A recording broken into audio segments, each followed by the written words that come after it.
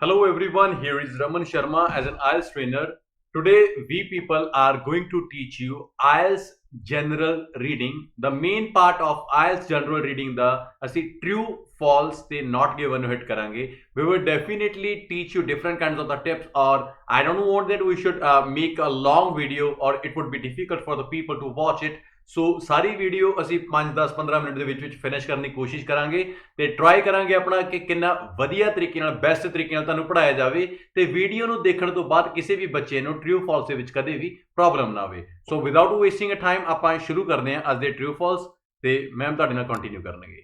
Hello class, good evening to all. ਅੱਜ ਅਸੀਂ journal ਦੇ true false and not given ਨੂੰ ਡਿਸਕਸ ਕਰਾਂਗੇ। ਠੀਕ ਹੈ, ਇਹਦੇ ਵਿੱਚ ਅਸੀਂ ਟੋਟਲ 7 ਕੁਐਸਚਨਸ ਲੈ ਕੇ ਆਏ ਆ। ਉਹਨਾਂ ਦੇ ਵਿੱਚ ਆਪਾਂ ਪ੍ਰੋਪਰ ਡਿਸਕਸ਼ਨ ਕਰਾਂਗੇ ਕਿ ਅਸੀਂ ਉਹਨਾਂ ਨੂੰ ਕਿਵੇਂ ਅੱਛੇ ਤਰੀਕੇ ਨਾਲ ਟ੍ਰਿਕਸ ਦੇ ਥਰੂ ਆਪਾਂ ਉਹਨਾਂ ਨੂੰ ਫਾਈਂਡ ਆਊਟ ਕਰ ਸਕਦੇ ਹਾਂ। ਦੇਖੋ, ਜਿਹੜੀ ਜਰਨਲ ਦੀਆਂ ਟ੍ਰਿਕਸ ਹੁੰਦੀਆਂ ਨੇ ਉਹ ਐਕੈਡੈਮਿਕ ਨਾਲੋਂ ਕਾਫੀ ਜ਼ਿਆਦਾ ਡਿਫਰੈਂਟ ਹੁੰਦੀਆਂ ਨੇ। ਉਹਦੇ ਵਿੱਚ ਕਿਉਂਕਿ ਪੈਸੇਜ ਛੋਟਾ ਹੁੰਦਾ ਪਰ ਕਾਫੀ ਟ੍ਰਿਕੀ ਹੁੰਦਾ ਹੈ ਨਾ। ਜਿਵੇਂ ਅਸੀਂ ਤੁਹਾਨੂੰ ਪਹਿਲਾਂ ਵੀ ਦੱਸਦੇ ਹਾਂ, ਇਹਦੇ ਵਿੱਚ ਜਿਹੜੀ ਟ੍ਰਿਕੀ ਹੁੰਦਾ ਬਹੁਤ ਜ਼ਿਆਦਾ ਸਿੰਪਲ ਲੈਂਗੁਏਜ ਯੂਜ਼ ਹੁੰਦੀ ਆ, ਬਟ ਉਹਦੇ ਵਿੱਚ ਗੱਲਾਂ ਕੰਪਲੈਕਸ ਹੁੰਦੀਆਂ ਨੇ। ਠੀਕ ਹੈ, ਸੋ ਐਕੈਡੈਮਿਕ ਨਾਲੋਂ ਅਸੀਂ ਬਹੁਤ ਡਿਫਰੈਂਟ ਕਰਨ ਦੀ ਕੋਸ਼ਿਸ਼ ਕਰਾਂਗੇ। ਹੋਪਫੁਲੀ ਤੁਹਾਨੂੰ ਪਸੰਦ ਆਏਗਾ। Light start. ਸੋ ਅੱਜ ਦੇ ਆਪਣੇ ਕੁਐਸਚਨਸ ਨੇ ਜਿਹੜੇ ਉਹ ਟਰੂ ਫਾਲਸ ਤੇ ਨਾਟ ਗਿਵਨ ਹੈ ਤੇ ਸਾਰਿਆਂ ਨੂੰ ਇਹ ਚੀਜ਼ ਪਤਾ ਹੈ ਕਿ ਜੇ ਸਟੇਟਮੈਂਟ ਟਰੂ ਹੈ ਮਤਲਬ ਕਿ ਆਪਾਂ ਨੂੰ ਐਗਜ਼ੈਕਟਲੀ ਪੈਰਾਗ੍ਰਾਫ ਦੇ ਵਿੱਚ ਮਿਲ ਗਈ ਤਾਂ that is called a true. ਜੇ ਸਟੇਟਮੈਂਟ ਨਹੀਂ ਮਿਲੀ ਮਤਲਬ ਕਿ ਉਲਟ ਹੈਗੀ, ਕੰਟਰਾਡਿਕਟ ਹੈ, that is called a false. ਜੇ ਸਟੇਟਮੈਂਟ ਦੀ ਕੋਈ ਵੀ ਟਾਕ ਨਹੀਂ, that is called a not given.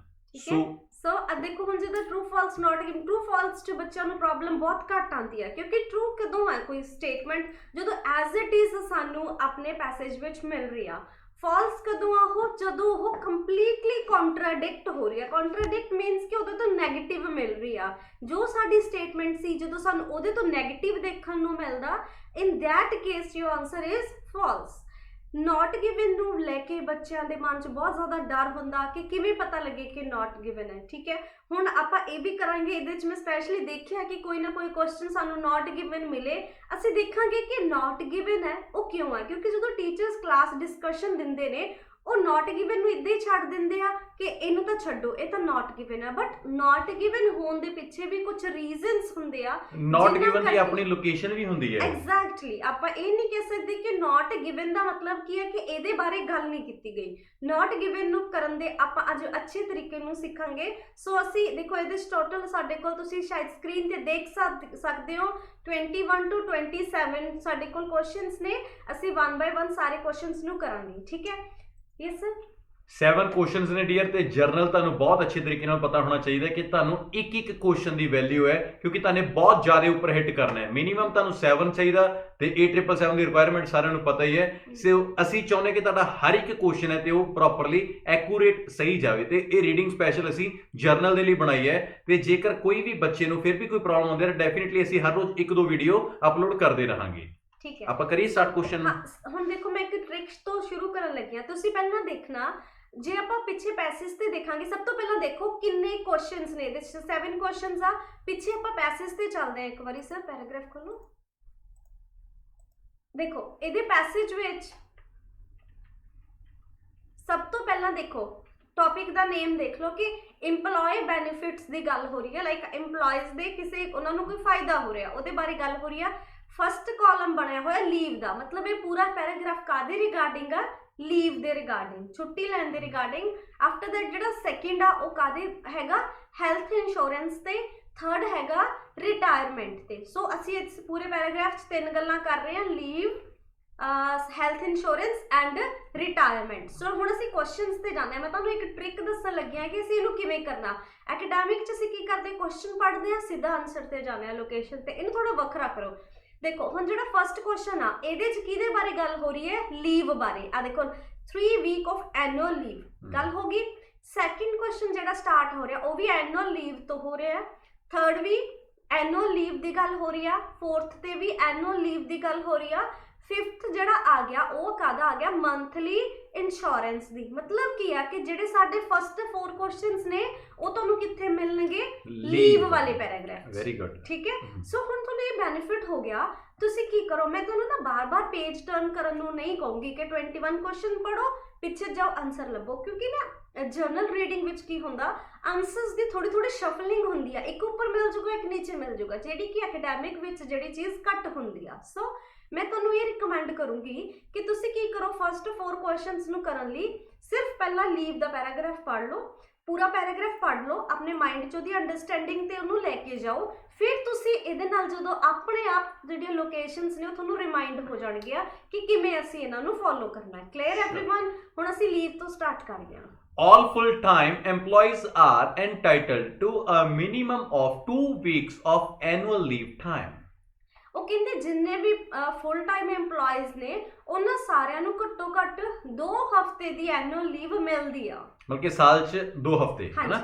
Employees who have completed 5 years at Henson are entitled to 3 weeks of annual leave. ਹਾਂਜੀ, ਜਿਹੜੇ ਜਿਨ੍ਹਾਂ ਨੇ ਦੇਖੋ ਉੱਥੇ ਲਿਖਿਆ ਨਾ, ਜਿਹੜੇ EMPLOYEES ਨੇ 5 ਸਾਲ ਪੂਰੇ ਕਰ ਲਏ ਹੁੰਦੇ ਆ, ਐਟ ਹੈਂਸਨ ਲਿਖਿਆ ਹੋਇਆ, ਮਤਲਬ ਕਿ ਐਟ ਤੋਂ ਸਾਨੂੰ ਕਲੀਅਰ ਹੋ ਗਿਆ ਵੀ ਸ਼ਾਇਦ ਕਿਸੇ ਪਲੇਸ ਦੀ ਗੱਲ ਕਰ ਰਿਹਾ।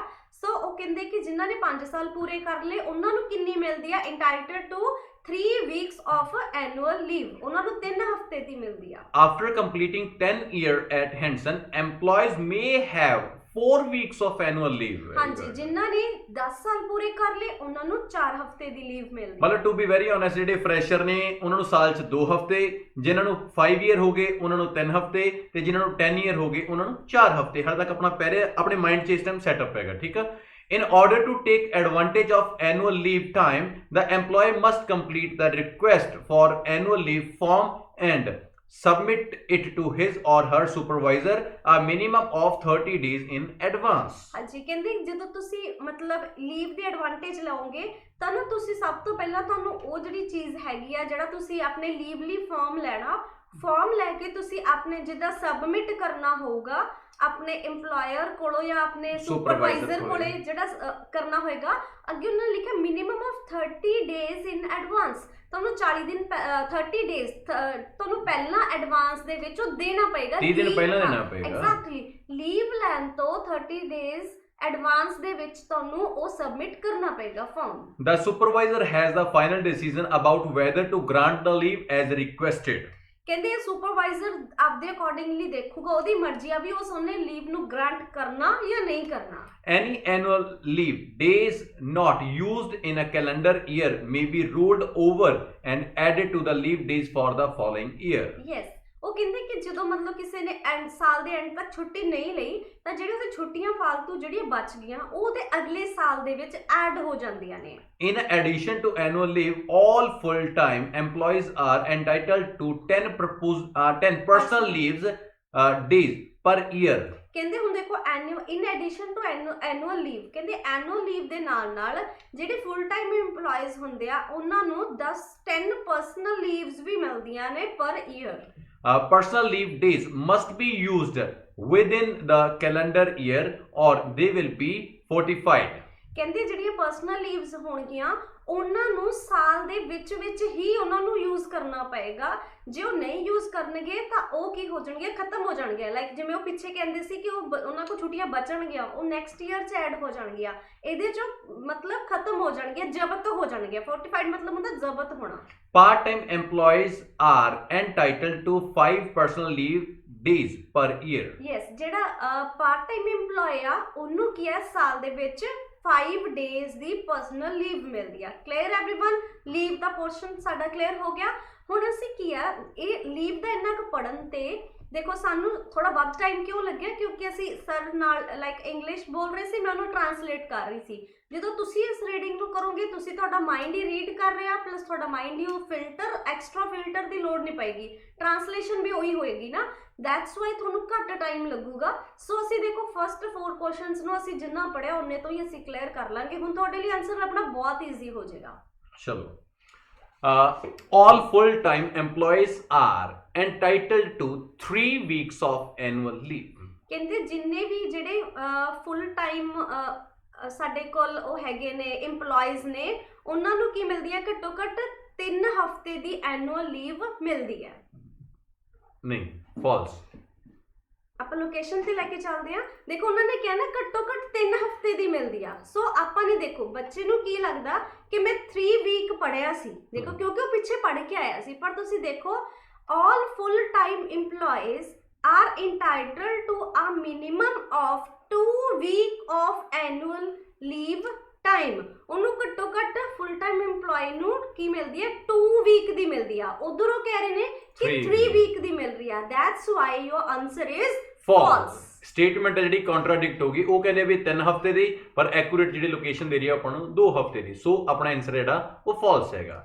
Next, annual leave must be requested a month in advance। ਹਾਂਜੀ ਦੇਖੋ ਤੁਸੀਂ ਇੱਕ ਚੀਜ਼ ਦੇਖੋ, ਹੁਣ ਤੁਹਾਨੂੰ ਨਾ ਬਾਰ-ਬਾਰ ਸ਼ਾਇਦ ਲੋਕੇਸ਼ਨ ਤੇ ਜਾਣ ਦੀ ਵੀ ਜ਼ਰੂਰਤ ਨਹੀਂ ਪਏਗੀ ਜੇ ਤੁਸੀਂ ਉਹਨੂੰ ਅੱਛੇ ਤਰੀਕੇ ਨਾਲ ਪੜ੍ਹਿਆ ਹੋਏਗਾ। ਉਹਨਾਂ ਨੇ ਕਿਹਾ ਕਿ ਜਦੋਂ ਵੀ ਤੁਸੀਂ ਲੀਵ ਲੈਣੀ ਆ ਤੁਹਾਨੂੰ ਕੀ ਆ 1 ਮਹੀਨਾ ਪਹਿਲਾਂ ਤੁਹਾਨੂੰ ਐਡਵਾਂਸ ਦੇ ਵਿੱਚ ਉਹਦੇ ਲਈ ਰਿਕੁਐਸਟ ਕਰਨੀ ਹੋਏਗੀ। ਤੇ ਉਧਰ ਆਪਾਂ ਨੇ ਗੱਲ ਕੀਤੀ ਸੀ ਕਿ ਐਟ ਲੀਸਟ 30 ਡੇਜ਼ ਦੀ ਤੁਹਾਨੂੰ ਰਿਕੁਐਸਟ ਕਰਨੀ ਪਏਗੀ ਤੇ 30 days equal to 1 month. That's why answer is true.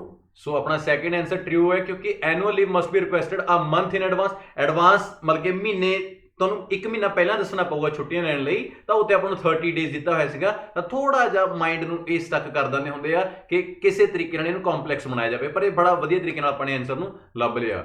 23rd, annual leave for part time EMPLOYEES is half that of full time EMPLOYEES।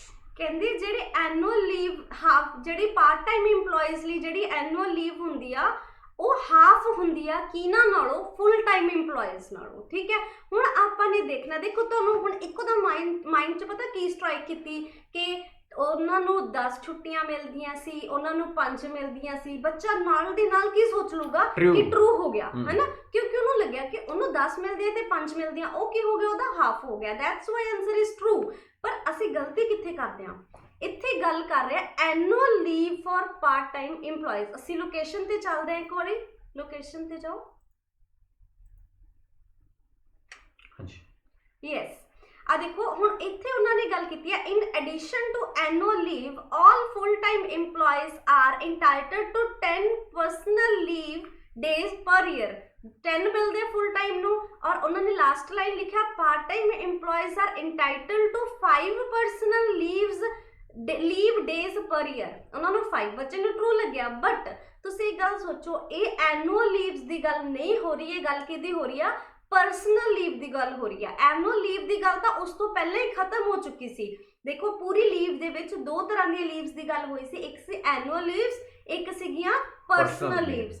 Annual leave ਦੇ ਵਿੱਚ ਕੋਈ ਵੀ ਇਦਾਂ ਦੀ ਫੁੱਲ ਟਾਈਮ ਨੂੰ ਇੰਨੀ ਮਿਲਦੀ ਆ, ਹਾਫ ਟਾਈਮ ਨੂੰ ਇੰਨੀ ਮਿਲਦੀ ਆ, ਕੋਈ ਗੱਲ ਨਹੀਂ ਹੋਈ ਸੀ। ਇੱਥੇ ਜਸਟ ਪਰਸਨਲ ਲੀਵ ਦਾ ਇੱਕ ਨਵਾਂ ਟੌਪਿਕ ਤੁਹਾਡੇ ਲਈ ਪਾਇਆ ਗਿਆ just to confuse you, nothing else. ਹੁਣ ਇੱਥੇ ਦੇਖੋ ਲੋ ਐਨੂਅਲ ਲੀਵ ਦੇ ਵਿੱਚ ਕੋਈ ਵੀ ਹਾਫ ਟਾਈਮ ਫੁੱਲ ਟਾਈਮ ਦੀ ਗੱਲ ਨਹੀਂ ਹੋਈ ਸੀ। That's why answer is not given.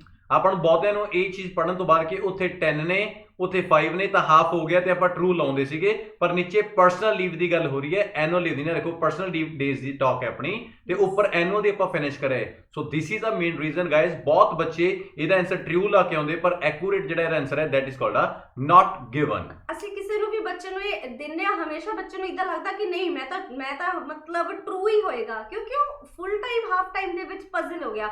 But ਉਹ ਭੁੱਲ ਗਿਆ ਕਿ ਮੈਂ ਐਨੂਅਲ ਲੀਵ ਦੀ ਗੱਲ ਕਰ ਰਿਹਾ। ਉਹ ਸੋਚ ਰਿਹਾ ਕਿ ਇਹ ਸਾਰੀ ਇੱਕੋ ਗੱਲ ਹੋ ਰਹੀ ਆ, ਪਰ ਗੱਲ 2 ਹੋ ਰਹੀਆਂ ਸੀ।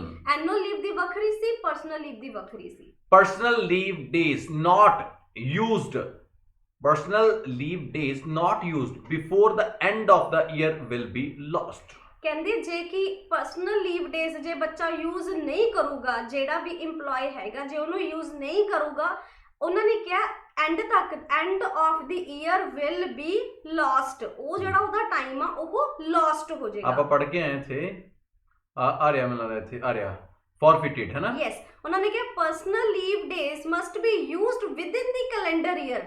ਉਹ ਕਹਿੰਦੇ ਪਰਸਨਲ ਲੀਵ ਡੇਜ਼ ਨੇ ਕੈਲੰਡਰ ਦੇ ਵਿੱਚ ਹੀ ਕਰਨੇ ਪੈਣਗੇ, ਨਹੀਂ ਤਾਂ ਉਹ ਛੋਟੀਆਂ ਜ਼ਬਤ ਹੋ ਜਾਣਗੀਆਂ। ਪਰ ਜੇ ਦੇਖੋ ਹੁਣ ਇੱਥੇ ਕਨਫਿਊਜ਼ਨ ਕਿੱਥੇ ਹੁੰਦੀ ਆ, ਪਿੱਛੇ ਬੱਚੇ ਨੇ ਇੱਕ ਥਾਂ ਤੇ ਪੜਿਆ ਸੀਗਾ, ਯੈਸ ਸਰ ਇਸ ਤੋਂ ਥੋੜਾ ਉੱਪਰ 30 ਡੇਜ਼ ਇਨ ਐਡਵਾਂਸ ਤੋਂ ਨੀਚੇ, the supervisor,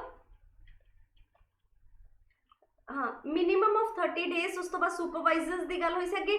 any annual leave days not use in calendar year may be rolled over and added to the leave days for the following year। ਇੱਥੇ ਕਨਫਿਊਜ਼ਨ ਕ੍ਰੀਏਟ ਹੋ ਗਈ। ਉੱਥੇ ਉਹਨਾਂ ਨੇ ਕਹਿਤਾ ਕਿ ਜਦੋਂ ਮਤਲਬ ਮੰਨ ਲਓ ਸਾਲ ਖਤਮ ਹੋ ਗਿਆ, ਸਾਲ ਖਤਮ ਹੋਣ ਤੋਂ ਬਾਅਦ ਛੁੱਟੀਆਂ ਬਚ ਗਈਆਂ, ਉਹ ਨੈਕਸਟ 'ਚ ਐਡ ਹੋ ਜਾਣਗੀਆਂ। ਪਰ ਇੱਥੇ ਉਹ ਕਹਿ ਰਹੇ ਨੇ ਉਹ ਹੁਣ ਫਿਰ ਅਗੇਨ ਆਪਾਂ ਨੂੰ ਕਾਹਦੇ 'ਚ ਪਜ਼ਲ ਕਰ ਲਿਆ, ਐਨੂਅਲ ਈਅਰ ਤੇ ਪਰਸਨਲ ਵਾਲੀਆਂ ਛੁੱਟੀਆਂ 'ਚ, ਠੀਕ ਹੈ। ਸੋ ਉਹਨਾਂ ਨੇ ਕਹਿਤਾ ਕਿ ਇਹ ਕਹਿੰਦੇ ਕਿ ਐਡ ਹੋਣਗੀਆਂ, ਪਰ ਜਿਹੜੀਆਂ ਪਰਸਨਲ ਨੇ ਉਹ ਜੇ ਤੁਸੀਂ ਸਾਲ ਦੇ ਐਂਡ ਤੱਕ, ਕੈਲੰਡਰ ਦੇ ਐਂਡ ਤੱਕ ਨਹੀਂ ਲੈਂਦੇ ਤਾਂ ਉਹ ਜ਼ਬਤ ਹੋ ਜਾਣਗੇ, ਤੁਹਾਨੂੰ ਦੁਬਾਰਾ ਨਹੀਂ ਮਿਲਣਗੀਆਂ। ਸੋ ਉਹਨਾਂ ਨੇ ਕਿਹਾ ਲਾਸਟ ਹੋ ਜਾਂਦੀ ਹੈ, that's why answer is true. The company ਹੁਣ ਆਪਣੇ ਇਹ ਨੈਕਸਟ ਆ ਗਿਆ ਮੈਨੂੰ ਲੱਗਦਾ ਨਾ, ਹੁਣ ਇਹ ਲੀਵ ਦੇ ਮੁੱਕ ਗਏ। ਹਾਂਜੀ, ਹੁਣ ਸਾਡਾ ਲੀਵ ਖਤਮ ਹੋ ਗਿਆ ਨਾ, ਅੱਗੇ ਸਾਡੀ EMPLOYEES ਦੀ ਗੱਲ ਸ਼ੁਰੂ ਹੋਣ ਲੱਗੀ, ਇੰਸ਼ੋਰੈਂਸ ਦੀ ਗੱਲ ਸਟਾਰਟ ਹੋ ਗਈ ਆ। ਸੋ ਆਪਾਂ ਚਲੋ ਇੱਥੋਂ ਹੀ ਪੜ੍ਹ ਕੇ ਇੱਕ ਵਾਰੀ ਇਹ ਵੀ ਟ੍ਰਿਕ ਕਰ ਲੈਂਦੇ ਆ। ਸੋ ਇੱਥੋਂ ਪੜ੍ਹਦੇ ਆ। Yes, the company pays half the monthly insurance charges for full time employees। ਜਿਹੜੇ full time employees ਨੇ ਉਹਨਾਂ ਨੂੰ ਹਾਫ ਇੰਸ਼ੋਰੈਂਸ ਆ ਕੰਪਨੀ ਦਿੰਦੀ ਹੈ। ਚਲੋ ਠੀਕ, ਆਪਾਂ ਨੂੰ ਫਿਨਿਸ਼ ਕਰੀਏ, ਠੀਕ ਹੈ। ਆਪਾਂ ਲੋਕੇਸ਼ਨ ਤੇ ਇਦਾਂ ਹੀ ਲੈ ਕੇ ਜਾਂਦੇ ਇਹਨਾਂ ਨੂੰ। ਯੈਸ, ਹੈਲਥ ਇੰਸ਼ੋਰੈਂਸ ਵਾਲੀ ਫੋਰਥ ਲਾਈਨ ਦੇ ਵਿੱਚ ਦੇਖੋ, ਹੈਲਥ ਇੰਸ਼ੋਰੈਂਸ ਵਾਲੀ ਦੀ company the company pays 50% of the monthly premiums with the other 50% being deducted from each paycheck। ਹਾਂਜੀ, ਉਹ ਕਹਿੰਦੇ ਕੰਪਨੀ ਪੇ ਕਰੂਗੀ 50% ਪ੍ਰੀਮੀਅਮ ਕੰਪਨੀ ਦੇਗੀ ਤੇ 50% ਉਹਨਾਂ ਦੇ ਪੇ ਦੇ ਚੈੱਕ ਚੋਂ ਕਟੇਗਾ। ਸੋ ਉਹ ਕੀ ਕਹਿ ਰਹੇ ਕਿ ਹਾਂਜੀ ਕਿ ਕੰਪਨੀ ਹਾਫ ਜਿਹੜੀ ਪੇਮੈਂਟ ਆ ਇੰਸ਼ੋਰੈਂਸ ਦੀ ਉਹ ਪੇ ਕਰਦੀ ਹੈ। That's why answer is true. ਬਸ ਇਹ ਹੈ ਕਿ ਉੱਥੇ ਇੱਥੇ ਆਪਾਂ ਨੂੰ ਹਾਫ ਦਿੱਤਾ ਹੋਇਆ ਤਾਂ ਉੱਥੇ 50% ਤਾਂ 50 ਵੀ ਹਾਫ ਹੀ ਹੁੰਦਾ ਹੈ। This is a way to confuse a kid.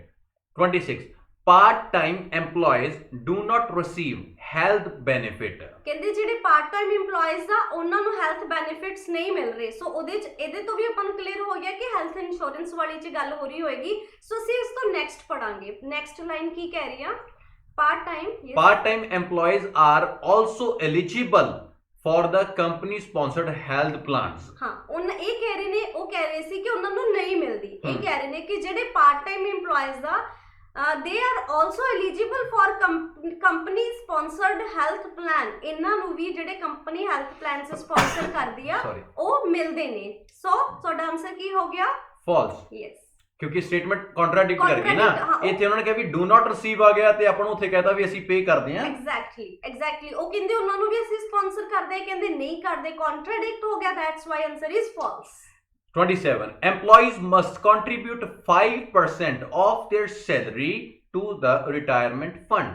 ਕਹਿੰਦੇ ਜਿਹੜੇ EMPLOYEES ਨੇ ਉਹਨਾਂ ਨੂੰ 5% ਆਪਣੀ ਸੈਲਰੀ ਆ ਜਿਹੜੀ ਉਹ ਰਿਟਾਇਰਮੈਂਟ ਫੰਡ ਦੇ ਵਿੱਚ ਦੇਣੀ ਪੈਂਦੀ ਆ। ਸੋ ਅਸੀਂ ਦੇਖੋ, ਹਾਂ ਐਗਜ਼ੈਕਟਲੀ, ਹੁਣ ਤੁਸੀਂ ਯਾਦ ਰੱਖਣਾ ਕਿ ਜਿਹੜਾ ਆਪਾਂ ਹੈਲਥ ਇੰਸ਼ੋਰੈਂਸ ਉਹਨੂੰ ਪੜ੍ਹਨਾ ਨਹੀਂ। ਜਰਨਲ ਦੀ ਰੀਡਿੰਗ ਜਿਵੇਂ ਤੁਹਾਨੂੰ ਹੈਡਿੰਗਸ ਆਉਣਗੇ ਨਾਲ ਨਾਲ, ਪੈਰਾਗ੍ਰਾਫ ਦੀ ਸਟਾਰਟਿੰਗ ਦੱਸਿਆ ਹੋਏਗਾ ਵੀ ਕਾਦੇ ਬਾਰੇ ਗੱਲ ਹੋ ਰਹੀ ਆ। Employees may be determine how much they wish to contribute to the company retirement fund, up to 5% of their salary। ਹਾਂਜੀ, ਉਹ ਕਹਿੰਦੇ ਉਹਨਾਂ ਨੇ ਕਿਹਾ ਸੀਗਾ ਕਿ ਉਹਨਾਂ ਨੂੰ ਕਿੰਨਾ ਕਰਨਾ ਪੈਂਦਾ, 5% ਪੇ ਕਰਨਾ ਪੈਂਦਾ ਹੈ। ਇੱਧਰ ਕਹਿ ਰਹੇ ਕਿ ਜਿਹੜੇ EMPLOYEES ਡਿਟਰਮਾਈਨ ਕਰਦੇ ਆ ਆਪਦੀ ਵਿਸ਼ ਦੇ ਅਕੋਰਡਿੰਗਲੀ ਵੀ ਉਹ ਕਿੰਨਾ ਕਰਨਾ ਚਾਹੁੰਦੇ ਆ। ਸੋ ਉਧਰੋਂ ਕਹਿ ਰਹੇ ਸੀ 5% ਕਰਨਾ ਹੀ ਪਏਗਾ, ਇੱਧਰ ਉਹ ਕਹਿੰਦੇ ਕਿ ਉਹਨਾਂ ਉਹ ਡਿਟਰਮਾਈਨ ਕਰਨਗੇ ਵੀ ਕਿੰਨਾ ਕਰਨਾ। That's why answer is false. ਬਹੁਤ ਬੱਚਿਆਂ ਨੂੰ ਲੱਗਦਾ ਕਿ ਇੱਥੇ 5% ਦਿੱਤਾ ਹੋਇਆ ਤੇ ਸਾਡਾ ਆਨਸਰ ਹੈ ਜਿਹੜਾ ਉਹ ਟਰੂ ਹੈਗਾ, ਪਰ ਰੀਜ਼ਨ ਇਹ ਹੈ ਕਿ ਇੱਥੇ ਦਿੱਤਾ ਹੋਇਆ ਕਿ ਆਪਦੀ ਵਿਸ਼ ਹੈ ਉਹਨਾਂ ਦੀ, ਦੇ ਵਿਸ਼ ਉਹ ਚਾਹੇ 5 ਕਰਨ, ਉਹ 7 ਕਰਨ, ਉਹ 3 ਕਰਨ, ਇਹ ਉਹਨਾਂ ਦੀ ਅਪ ਟੂ ਆ ਗਿਆ ਨਾ, ਮਤਲਬ 5 ਤੋਂ ਵੱਧ ਤਾਂ ਉਹਨਾਂ ਨੇ ਕਰਨਾ ਹੀ ਕਰਨਾ ਹੈ। ਹਾਂ ਬਿਲਕੁਲ, ਅਪ ਟੂ ਆ ਗਿਆ, ਬਿਲਕੁਲ ਅਪ ਟੂ 5% ਕਿਉਂ ਗਿਆ ਕਿ 5% ਤੋਂ ਉੱਪਰ। ਹਾਂਜੀ ਠੀਕ ਹੈ, ਤੇ ਉੱਥੇ ਆਪਾਂ ਨੂੰ ਜਸਟ ਦਿੱਤਾ ਹੋਇਆ ਕਿ ਇੱਕ ਡੈਡੀਕੇਸ਼ਨ ਦਿੱਤੀ ਹੈ ਕਿ 5% ਹੈ ਜਿਹੜਾ ਉਹਨਾਂ ਨੂੰ ਕਰਨਾ ਪਏਗਾ। ਉਹਨਾਂ ਨੇ ਇੱਕ ਕਰਤਾ ਵੀ ਟੋਟਲ ਸੈਲਰੀ ਚੋਂ 5% ਕੰਟਰੀਬਿਊਟ ਕਰਤਾ। ਡੈਫੀਨਿਟਲੀ। ਤਾਂ ਗੱਲ ਸੁਣੋ, ਆਪਾਂ ਬਹੁਤ ਵਧੀਆ ਤਰੀਕੇ ਨਾਲ ਇੱਕ ਵਾਰ ਅੰਡਰਸਟੈਂਡ ਕੀਤੇ ਆਪਣੇ ਆਨਸਰਸ ਨੂੰ। ਇਹ ਸੀਗੇ ਆਪਣੇ true false general the reading the. To be very honest, ਮੇਰੇ ਕੋਲੇ ਸਟਿਲ ਇਸ ਟਾਈਮ ਬਹੁਤ ਬੱਚੇ ਸਾਈਪਰਸ, ਕੈਨੇਡਾ, ਈਵਨ ਮਲੇਸ਼ੀਆ ਤੋਂ ਜਰਨਲ ਦਾ ਆਇਲਸ ਕਰਦੇ ਆ ਆਨਲਾਈਨ। ਜਿਸ ਤਰੀਕੇ ਨਾਲ ਮੈਂ ਇਹ ਵੀਡੀਓ ਨੂੰ ਮੈਂ ਤੇ ਮੈਮ ਨੇ ਦੋਨਾਂ ਨੇ ਰਲ ਕੇ ਬਣਾਇਆ, ਤੇ ਮੈਂ ਇੱਕ ਗੱਲ ਕਹਿਣਾ, ਜੇ ਕਿਸੇ ਵੀ ਬੱਚੇ ਨੇ ਆਪਣੀਆਂ ਆਨਲਾਈਨ ਕਲਾਸਿਸ ਜਰਨਲ ਦੀਆਂ ਸਪੈਸ਼ਲ ਕਹਿ ਰਹੇ ਹੈਗਾ ਜੇ ਸਟਾਰਟ ਕਰਨੀਆਂ ਨੇਗੀਆਂ ਤਾਂ ਐਨੀ ਟਾਈਮ ਸਾਡੇ ਜੋ ਟੈਕਸਟ ਹੈਗਾ ਇਹ ਡਿਸਕ੍ਰਿਪਸ਼ਨ ਦੇ ਵਿੱਚ ਸਾਨੂੰ ਸਭ ਕੁਝ ਮਿਲ ਜਾਏਗਾ। You can get your admission and we would definitely give you online classes. ਤੇ ਦੂਜੀ ਚੀਜ਼ ਬੱਚੇ ਜਿਹੜੀ ਚੀਜ਼ ਆ ਕਿ ਸਮ ਟਾਈਮ ਕਿ ਸਾਡੇ ਇੰਡੀਆ ਦੇ 6 PM ਹੁੰਦੇ ਆ, 8 o'clock ਤੱਕ ਮੇਰੀ ਕਲਾਸ ਹੁੰਦੀ ਆ। ਸਮ ਟਾਈਮ ਕਿ ਕਿਸੇ ਬੱਚੇ ਦਾ ਜਿਹੜਾ ਟਾਈਮ ਹੈ ਉਹ ਪ੍ਰੋਪਰ ਮੈਨੇਜ ਨਹੀਂ ਹੁੰਦਾ, ਤਾਂ ਸਾਡਾ ਹਰ ਰੋਜ਼ ਦਾ ਮਤਲਬ ਕਿ ਡੇਲੀ ਸਾਡਾ ਜਿਹੜਾ ਲੈਕਚਰ ਹੈ ਉਹ ਰਿਕਾਰਡਡ ਹੁੰਦਾ ਹੈਗਾ, ਤੇ ਅਸੀਂ ਉਸ ਨੂੰ ਟੈਲੀਗ੍ਰਾਮ ਦੇ ਉੱਤੇ ਬੱਚੇ ਨੂੰ ਪਰਸਨਲ ਜਿਹੜਾ ਉਹ ਪ੍ਰੋਵਾਈਡ ਕਰਦੇ ਹਾਂ। ਤੇ next thing, no thing thank you very much, love you, take care. ਉਮੀਦ ਕਰਦੇ ਹਾਂ ਤੁਹਾਡੇ ਬਹੁਤ ਸਾਰੇ ਡਾਊਟਸ ਨੇ ਜਿਹੜੇ ਉਹ ਕਲੀਅਰ ਹੋਏ ਹੋਣਗੇ, ਤੇ ਐਵੇਂ ਦੀਆਂ ਰੀਡਿੰਗਸ, ਐਵੇਂ ਦੀਆਂ ਰਾਈਟਿੰਗਸ ਅਸੀਂ ਬੜਾ ਕੁਝ ਤੁਹਾਡੇ ਲਈ ਲੈ ਕੇ ਆਵਾਂਗੇ। ਤਾਂ ਬੇਨਤੀ ਹੈ ਚੈਨਲ ਨੂੰ ਸਬਸਕ੍ਰਾਈਬ ਜ਼ਰੂਰ ਕਰੋ ਤੇ ਬੈਲ ਆਈਕਨ ਨੂੰ ਜ਼ਰੂਰ ਪ੍ਰੈਸ ਕਰ ਦਿਓ, ਤਾਂ ਜੋ ਸਾਡੀਆਂ ਆਉਣ ਵਾਲੀਆਂ ਵੀਡੀਓਜ਼ ਤੁਹਾਨੂੰ ਨਾਲ ਦੀ ਨਾਲ ਮਿਲਦੀਆਂ ਰਹਿਣ। So thank you very much, love you, take care. ਪਰਮਾਤਮਾ ਸੁੱਖ ਰੱਖੇ, ਜਿੰਨੇ ਵੀ ਜਰਨਲ ਪੜ੍ਹਦੇ ਆ ਸਾਰਿਆਂ ਦੀ PR ਬਹੁਤ ਛੇਤੀ ਹੋ ਜਾਏ। Goodbye, take care. Thank you.